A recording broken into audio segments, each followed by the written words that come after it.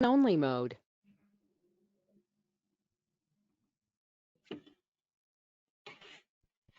Baik, selamat pagi Bapak Ibu sekalian, peserta webinar di Philips Sekuritas Indonesia. Bertemu kembali bersama kami dari tim research PSI Sekuritas.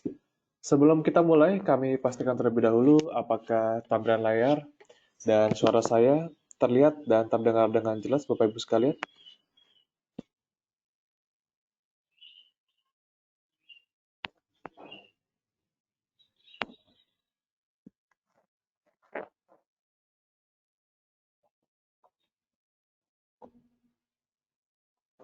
Ya baik, terima kasih konfirmasinya. Nampaknya sudah jelas Pak Roberto dan Pak Iwan, terima kasih. Baik, langsung saja kita mulai dari berita makroekonomi pada pagi hari ini. Kemarin itu banyak rilis beberapa data Purchasing Manufacturing Index ya, atau yang memperlihatkan bagaimana aktivitas manufaktur di berbagai negara. Dapat terlihat juga data PMI dari Eropa dan Asia jatuh cukup dalam pada bulan kemarin, yang beberapa data PMI tersebut jatuh ke di bawah dari pada saat krisis Yunani dan juga krisis keuangan pada tahun 2008 dan juga 2009. Lalu pelemahan manufaktur PMI terlemah itu dialami oleh India, sementara yang kemarin itu rebound karena Cina sudah membuka lockdown-nya pada bulan April kemarin, sehingga data PMI mereka juga kembali rebound ke level 49,4. Lalu ada lagi untuk Taiwan, dia di level 42,2. Sementara Indonesia sendiri kemarin juga baru rilis data PMI-nya. Indonesia berada di kisaran 27,5, masih kontraksi cukup dalam. Dan juga hari ini akan rilis juga dari data GDP pada kuartal pertama, yang diproyeksikan menurut konsensus analis itu dapat minus 1,7% untuk data GDP secara year on year. Lalu selain itu, dari harga minyak, kemarin rebound ya, harga minyak crude oil, WTI dia naik 3,1%, sementara Brent itu naik 2,9%. Lalu beberapa negara seperti Italia, Finlandia, Israel, Turki, Portugal, dan Bulgaria telah mengumumkan bahwa mereka akan secara cepat ke depan untuk melonggarkan lockdown akibat coronavirus itu sendiri. Lalu beberapa sisi supply atau supply cut akan terkena dampaknya pada bulan Mei, dan yang terakhir output dari minyak dan gas dari beberapa perusahaan top dunia akan terlihat turun pada kuartal kedua 2020, yang cukup dalam juga turunnya dibandingkan beberapa tahun sebelumnya atau dalam 17 tahun terakhir. Lalu kita lihat juga dari berita market news yang pertama.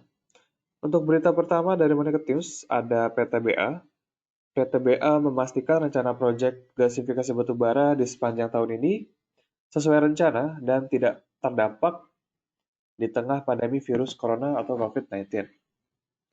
Lalu TOTL baru keluar laporan keuangannya, laba bersihnya turun sebesar 9,38% karena turunnya pendapatan perusahaan.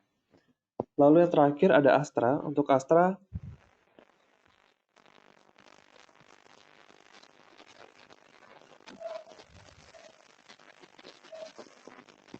Untuk Astra pada tahun ini akan mengerem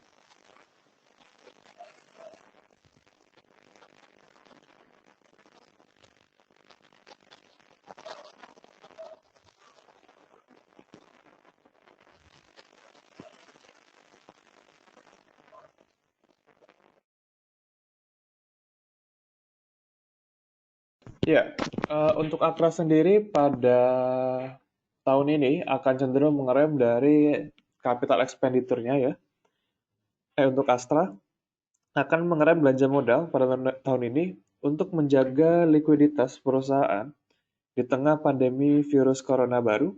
Nah, dan upaya memperkuat arus kas untuk belanja modal juga sudah terlihat.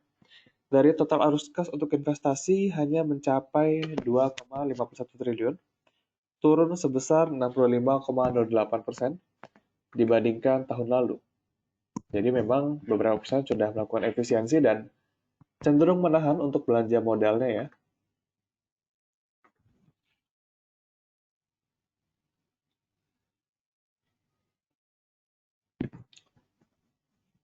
Lalu kita beralih ke foreign flow atau arus investor asing ya. Investor asing kemarin masih mencatatkan jual sebesar 302,19 miliar, sehingga secara year to date asing ini masih keluar sekitar 21,95 triliun. Dan lalu kita beralih ke telecommunication. Kami melihat beberapa saham yang berpotensi. Salah satunya ada BBTN. Untuk BBTN, meskipun masih dalam fase bearish ya, secara jangka menengah. Namun kita lihat di sini ada kesempatan untuk menguat kembali ya. Boleh untuk trading buy di level 870 dengan target harga 915 dan target harga kedua di level 960. Lalu jangan lupa juga stop loss di level 825 untuk BBTN. Dan MBSS, kami lihat MBSS pergerakannya cukup stabil. Sudah berada di atas MA5 dan juga MA9. Dari stokastik pun sudah beralih dari area oversold-nya ya, perlahan-lahan. Sehingga kami lihat ada potensi melanjutkan kenaikan pada hari ini. Boleh trading dengan entry point di level 312 dengan target price pertama di level 322 dan target price berikutnya di level 334. Jangan lupa stop loss di level 298. Itu untuk MBSS. Lalu berikutnya BSDE. BSDE juga sama, masih cenderung sideways saja dalam waktu pendek. Namun dalam jangka menengah kami lihat harga saham juga masih akan cenderung tertekan. Boleh kita coba untuk trading buy terlebih dahulu dengan entry point memanfaatkan support di level MA5. Boleh entry di level 680 dengan target price pertama 735 dan target price kedua di level 790. Jangan lupa stop loss di level 635. Itu untuk BSDE. Dan berikutnya kita masuk ke sesi tanya jawab. Silakan Bapak Ibu yang ada pertanyaan, boleh tuliskan di kolom yang telah tersedia.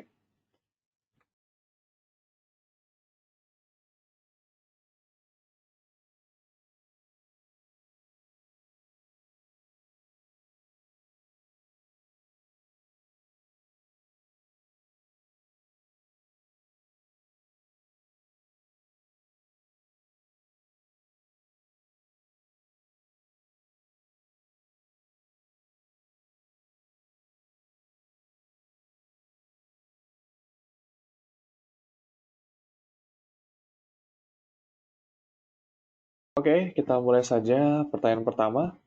Dari Pak Hendrali Kurniawan, untuk HMSP, PTRP, dan Pakuwon. Untuk HMSP ini juga cukup menarik. Sudah kena di area support ya, sekitar area support. Boleh spekulasi untuk beli di level 1.500 sampai 1.520. Namun target harga cukup sempit, hanya di kisaran level 1.600 untuk jangka pendek. Kira-kira begitu untuk HMSP. Dan PTPP, untuk PTPP juga ini wait and see dulu. Kita tunggu di level 600 jika mau masuk PTPP. Masuk di level 600 dan nanti bisa dijual di kisaran level 670. Jadi PTPP tunggu di level 600 jika mau masuk. Dan Pakuwon, untuk Pakuwon terlihat sedang menuju area support ya. Ini boleh wait and see terlebih dahulu. Kita tunggu di level 330 jika mau masuk Pakuwon. Jadi masih tunggu dulu, jangan masuk saat ini.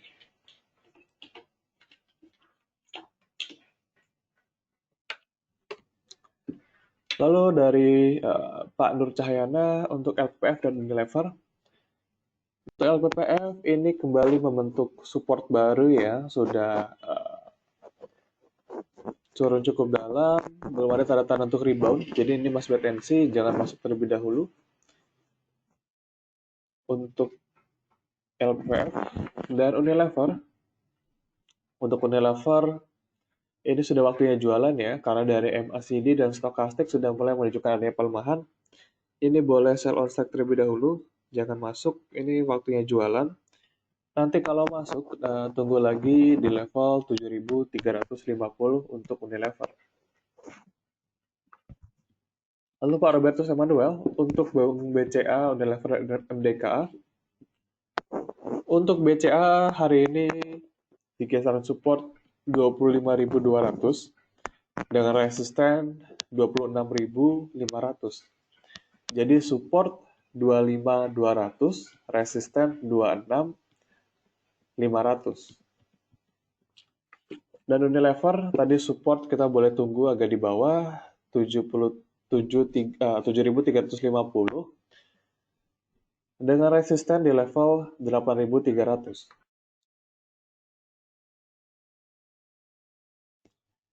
Dan MDKA, untuk MDKA ini membentuk pola doji ya, cukup menarik untuk trading harian. Namun ini cenderung terbatas pergerakannya karena ke depan Bollinger Band juga cenderung menyempit. Dan untuk support dan resisten, untuk support kita bisa pakai di level 1180 dengan resisten di level 1260 untuk MDKA. Dan berikutnya dari Pak Bernardus Febrian untuk ICBP, ya ICBP kena Bollinger Band bawah. Namun kita lihat dari MACD ini sudah menunjukkan adanya pola dead cross ya. Jadi bersiap-siap untuk koreksi untuk jangka waktu menengah, penurunan harga cenderung akan terjadi. Jadi ini masih wait and see terlebih dahulu untuk ICBP. Dan dari Pak Edi untuk BTPS ya, untuk BTPS cukup menarik rally dalam 2 hari terakhir, volume juga cukup solid.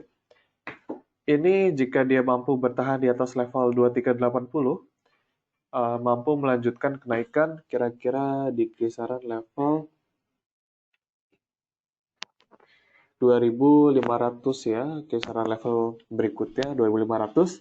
Dengan kondisi dia berhasil bertahan di level 2380 sebagai area support dan mampu menembus level 2.400 sebagai resisten pertama. Itu untuk BTPS. Dan untuk Telkom dari Bapak Junet, untuk Telkom ya ini masih dalam pola uptrend ya dari sisi short term-nya. Boleh diperhatikan jika mau beli di level 3190 kisaran level 3180 sampai 3200 karena melihat pelemahan akan mungkin terjadi karena dari stokastik sudah dead cross dan MACD juga sudah menunjukkan adanya pelemahan. Jadi ini nanti kita boleh tunggu lagi di bawah. Lalu tadi Unilever sudah dan Jasa Marga. Untuk Jasa Marga ini mencoba bertahan di pola kenaikan jangka pendek. Untuk level support di kisaran level 2.980 ya untuk level support ya. Dengan level resisten memang cukup dekat. Ini nampaknya level resisten itu dia sekarang berada di level 3.240 ya untuk Jasa Marga. Jadi kita lihat hari ini apakah dia mampu bertahan di area 2980 sebagai supportnya atau tidak. Dan Bank Mandiri dari Ibu Evilian bagaimana untuk trading harian ya. Untuk saham-saham perbankan ini bisa manfaatkan dari kenaikan IHSG ya. Terutama jika kita lihat meskipun dengan memanfaatkan volatilitas yang terjadi. Karena jika kita lihat polanya apabila dari Dow Jones dan juga Edo dari dua indeks ini naik, jadi ada potensi untuk IHSG dapat naik. Bisa kita lihat jika si Dow Jones dan Edo ini ada potensi seperti ini, saham-saham berkapitalisasi besar di Indonesia atau IHSG ada berpotensi seperti saham-saham perbankan, Bank BRI, Mandiri, BCA dan segala macam. Jadi untuk potensi technical rebound boleh manfaatkan fluktuasinya jangka pendek saja ya. Diambil kira-kira trading 2-3% itu boleh jual dengan memanfaatkan rebound saja. Karena kita lihat kalau untuk di hold, ini data-data ekonomi yang real baru keluar dan nampaknya kurang menggembirakan ya. Jadi sepertinya pada waktu ke depan berpotensi beberapa investor akan mengalihkan asetnya dari aset beresiko ke aset yang lebih aman. Kira-kira begitu Ibu Evilian, boleh diperhatikan di bursa global seperti apa dulu jika ingin trading untuk saham-saham berkapitalisasi besar. Dan untuk Bank Mandiri, untuk target harga berikutnya di level 4.450 ya, jika rebound pada hari ini. Dan masih akan cenderung tertahan di sana nampaknya, karena ini masih dalam fase bearish ya, untuk Bank Mandiri.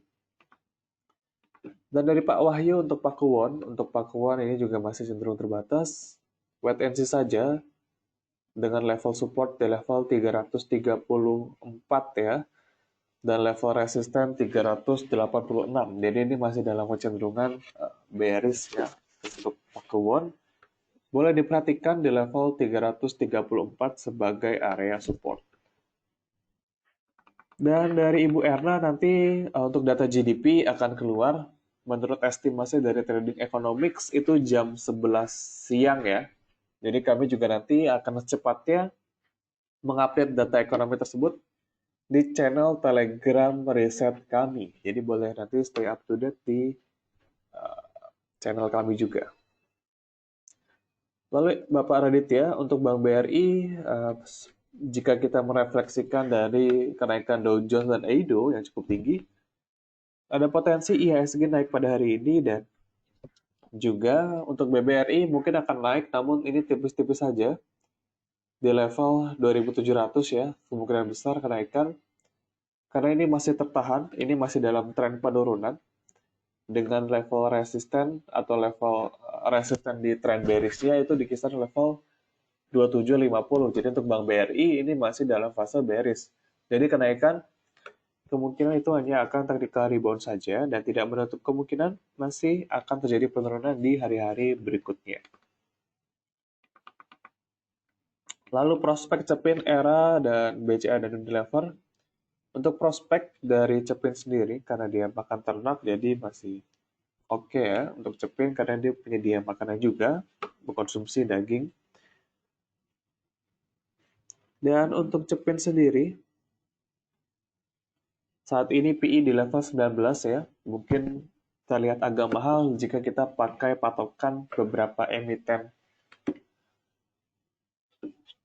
lainnya.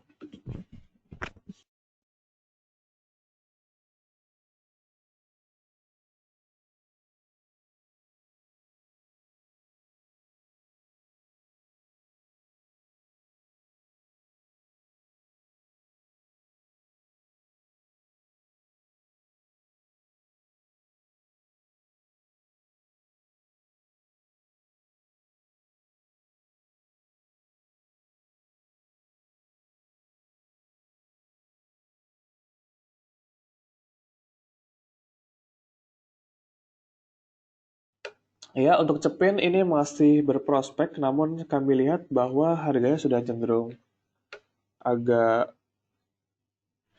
tinggi ya jika kita melihat dari PI-nya di level 19 kali. Ada potensi untuk harganya akan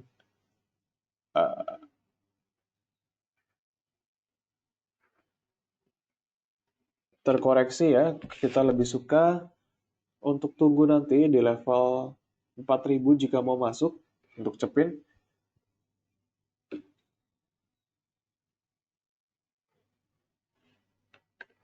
Dan Era untuk saham emiten ponsel, jadi kemungkinan besar jika terjadi pelemahan ekonomi sendiri seperti ini, ada kecenderungan untuk masyarakat menahan konsumsi ya, untuk menahan konsumsi, apalagi untuk barang-barang tersier. Jadi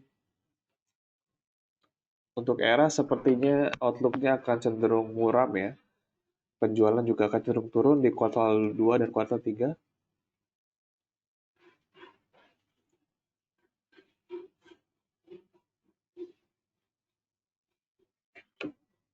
Lalu BBCA, untuk BBCA kami lihat jika kita hold untuk long term, ini masih oke ya. Jadi tidak apa-apa untuk hold long term.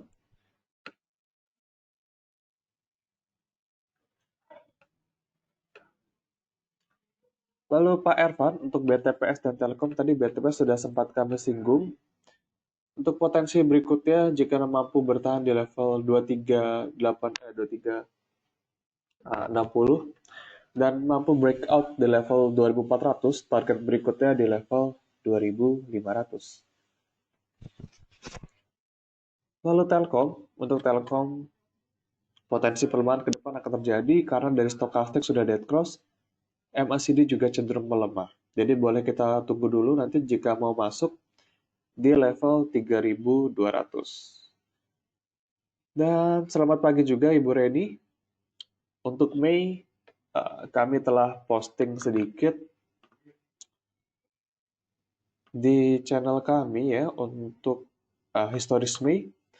Kita lihat dalam 10 tahun terakhir, 8 dari 10 tahun, ini untuk bulan Mei kecenderungan turun ya. 1, 2, 3, 4, 5, 6, 7, 8. Dan potensi 2020, kecenderungan untuk probabilitasnya akan cenderung turun jadi untuk bulan Mei.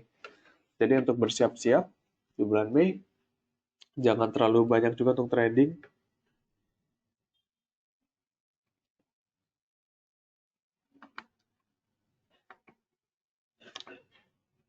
Dan berikutnya, tadi BBRI sudah kami bahas ya, potensi untuk rebound namun agak tipis nampaknya.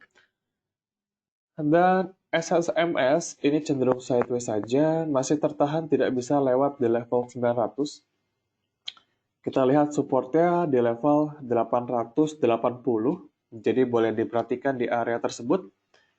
Jika turun di bawah 880, itu cut loss terlebih dahulu. Dan jika dia mampu breakout level 900, boleh nanti siap-siap jual di level 920 untuk SSMS. Dan dari Pak Abianto untuk AD dan Telkom, untuk Adikarya ini masih tertahan juga dalam fase bearishnya dengan level support di level 505 ya, dengan level resisten di level 580. Untuk Adikarya kira-kira demikian. Potensi pelemahan kita bisa pakai support di level 505. Dan Telkom tadi juga sudah kami singgung, ada potensi penurunan, tunggu lagi di level 3200.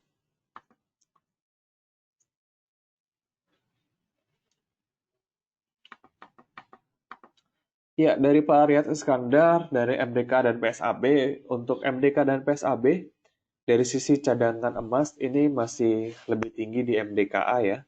Jika kita lihat kenaikan harga emas itu berdampak positif terhadap kinerja emiten, yang terlihat dari laporan keuangan ya masih cenderung meningkat dari kuartal 1 hingga kuartal ketiga, kuartal keempat kemarin.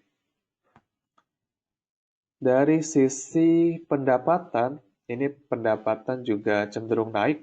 Nah, di bulan Desember pada 2019 ini naik cukup tinggi. Naik kira-kira uh, sekitar 10-20% dibandingkan pada pada tahun sebelumnya ya. Jadi positif. Namun kita lihat uh, kenaikan pendapatan ya, jadi memang harga emas itu menyokong kenaikan pendapatan si MDKA ini sendiri. Namun dari beban operasionalnya juga masih cenderung tinggi ya untuk MDKA. Jadi kita kembali lagi bagaimana perusahaan dapat mengefisiensikan dari beban operasionalnya itu sendiri. Dan di antara kedua itu, MDK dan PSAB, kami lebih suka di MDKA karena cadangan dari emas itu cukup tinggi dan dari pendapatan dan laba bersih itu juga cenderung lebih tinggi si MDKA. Dari laporan keuangan pun demikian. Dan dari hutang juga MDKA nampaknya memiliki jumlah hutang yang lebih kecil, terlihat dari rasio DER yang terletak di bawah 1 ya. Jadi hutangnya lebih kecil dibandingkan modal yang dimiliki untuk MDKA. Jadi prospeknya masih oke, tinggal bagaimana emiten tersebut dapat melakukan efisiensi di bagian bottom line dia. Lalu dari Ibu Livi Arsyanti, emiten yang bisa masuk jam 9 ya.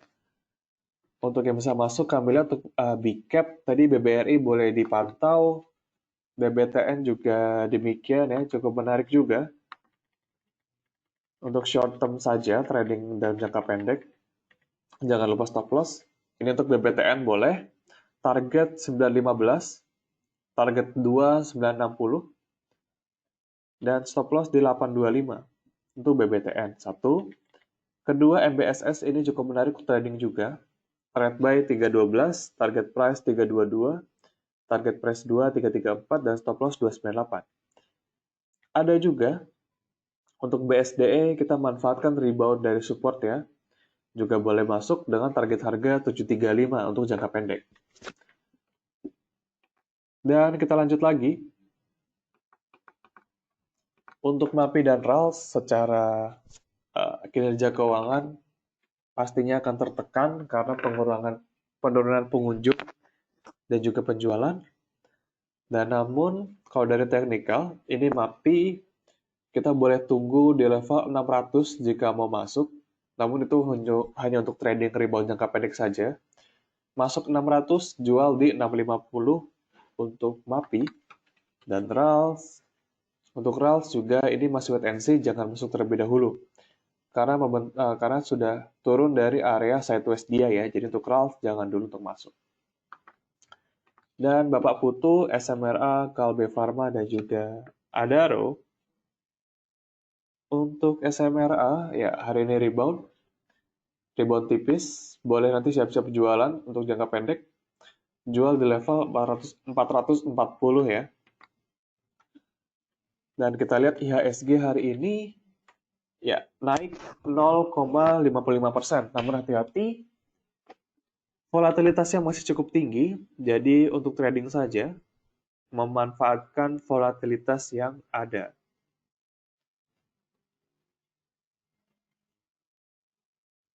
Jangan terlalu lama menyimpan. Ini untuk trading jangka pendek saja. Dan kita lihat beberapa saham yang kami rekomendasikan ya, BBTN dia naik ke level 885. Untuk BBTN ya hampir ya level kita 915, jadi masih boleh di keep. Dan MBSS ya masih cenderung terbatas saja, sideways saja, belum bergerak.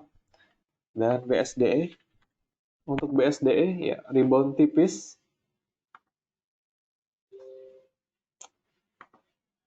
BSDE rebound tipis ke level 690 ya. Target kita berikutnya 735, masih boleh di hold. Dan Kalbe Pharma, untuk Kalbe Pharma ini ke depan ada potensi penurunan ya. Kita boleh pakai level 1350 sebagai support, namun ini masuk pelan-pelan saja karena harga sudah rally cukup tinggi ya. Ya, dari stokastik dan dari MACD juga membuka potensi pelemahan ke depan. Jadi cukup hati-hati untuk di Kalbe Pharma. Dan Adaro, harga komoditas sekarang kurang bersahabat, masih cenderung sideways saja. Dengan target harga 985 ya. Dan support di level 875. Dan untuk MAPI nampaknya rebound dengan level area resisten ya. Sekarang sedang berada di area resisten 555, 880 sampai 855 untuk MAPI. Dan Akra, untuk Akra ya sudah mulai mendekati area resisten 2400 sebagai target harga ya untuk Akra, jadi boleh siap-siap jual di situ. Dengan kondisi kita perhatikan juga supportnya, kita bisa pakai MA5 sebagai support karena dalam beberapa hari terakhir sahamnya itu masih bertahan di atas MA5. Dan untuk ID Telegramnya, untuk ID Telegram kita, bisa dilihat dari sini, research_PSI. Jadi boleh di-follow.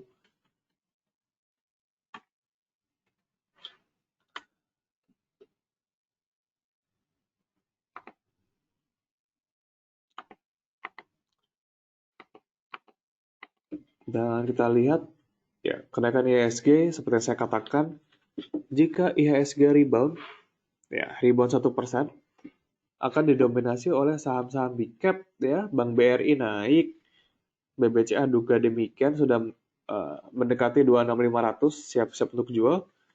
Bank Mandiri, ya sama, rebound juga, namun cukup terbatas pergerakan harganya, 4.400 sebagai level resisten. Sama juga BBNI juga rebound, jadi memang kenaikan IHSG dicerminkan dengan kenaikan beberapa saham berkapitalisasi besar. Karena kita lihat juga dari LQ45, rebound 1,63% hingga detik ini. Jadi boleh dimanfaatkan seperti itu untuk mencari rebound-rebound tipis ya. Dengan kenaikan terbesar pada hari ini oleh BRIS dan Medco ya. BRIS naik 7%, Medco naik 4,8%. Dan untuk MLBI, untuk long term bagaimana? Ini kami lihat MLBI pergerakan harga tidak begitu liquid ya. Ya, dari bid sama offernya juga tipis-tipis saja. Untuk long term, ini kita lihat akan sangat terganggu juga ya pendapatan dia. Karena kita lihat dari sisi pendapatan ini cenderung turun dari kuartal 1 dibandingkan kuartal sebelumnya. Nah, menyusut 41% laba dia. Dan untuk long term, bagaimana? Ini dia bagi dividen juga cukup kecil dan sahamnya juga tidak begitu liquid. Kita lihat ini boleh kita beralih ke saham-saham lainnya juga ya untuk MLBI. Ya, dari EPS-nya proyeksi pada tahun berjalan 2020 juga cenderung turun. Karena dari EPS dari tahun 2017 hingga tahun 2019 ini cenderung turun ya laba bersihnya.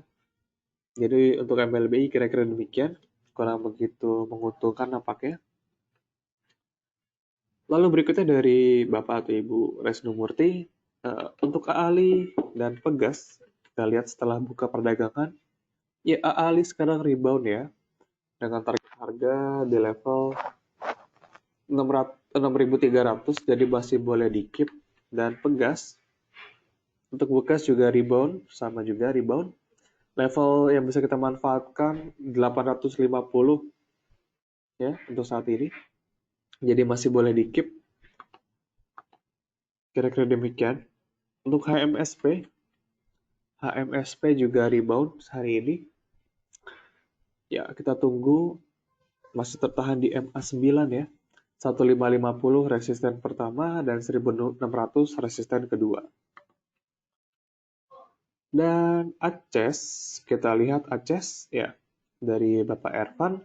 Untuk Aces masih dalam fase uptrend namun pergerakan akan cenderung terbatas. MACD dan Stochastic sudah di area overbought ya.